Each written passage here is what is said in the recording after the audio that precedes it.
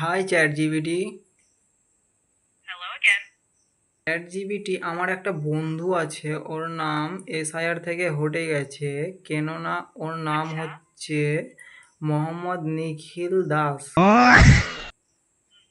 তো এই জন্য ওর নাম এসআইআরে বাদ দিয়ে দিয়েছে। তো ও এখন খুব ও ভয় আচ্ছা। ভয় করছে যে ওকে বাংলাদেশ পাঠিয়ে দেবে। তো ও এখন কি করবে? হুম, আচ্ছা এক সেকেন্ড দাঁড়ান আমি একটু চেষ্টা করি। তো আপনার বন্ধু মোহাম্মদ নিখিল দাস, তো ওকে শুধু নামের জন্য কোথাও থেকে বাদ দেওয়া হয়েছে, তাই তো?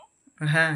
যদি স্কুল ও সরকারি নথিতে শুধু নামের কারণে ওকে বাদ দেওয়া হয়ে থাকে, তবে ওর উচিত হবে প্রথমে কর্তৃপক্ষের সাথে কথা বলে কারণটা লিখিতভাবে জানা, মানে তারপর নিজের কারণটা আইডি বা প্রয়োজনীয় কাগজপত্র কারণ দেখানো। কারণটা হচ্ছে যে ও ছোটবেলায় মেলা আচ্ছা। গিয়ে হারিয়ে হারিয়ে গিয়েছিল।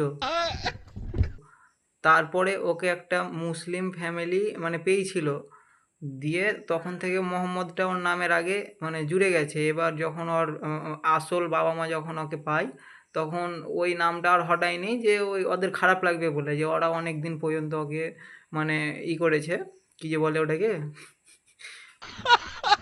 ওই মানে ওকে ও রেখেছিল। তাই জন্য তো এখন ওই নামটা বদলায়নি, তাই জন্য ওই নামের আগে মোহাম্মদ নিখিল দাস রেখে দিয়েছে। কারণটা হচ্ছে এটাই। বুঝতে পারছি। এটা শুনে মনে হচ্ছে আসলে পরিবারের আবেগ, ঐতিহ্য আর বাস্তব ঝামেলা একসাথে মিশে গেছে। হ্যাঁ, হ্যাঁ, হ্যাঁ, কখনো হ্যাঁ। কখনো পুরনো নাম না বদলালে বলো। কিছু না, কিছু না। ও ঠিক আছে, তাহলে বলি, যদি ওই নাম নিয়ে ওর স্কুল বা অফিসে সমস্যা হচ্ছে, ও প্রথমে তাদের কাছে জেনে নিক আসল আপত্তিটা কি। তারপর যদি সেটা শুধুই বানান বা রেকর্ডের ভুল, তাহলে ডকুমেন্ট দেখিয়ে ঠিক করানো যায়। আচ্ছা, আচ্ছা।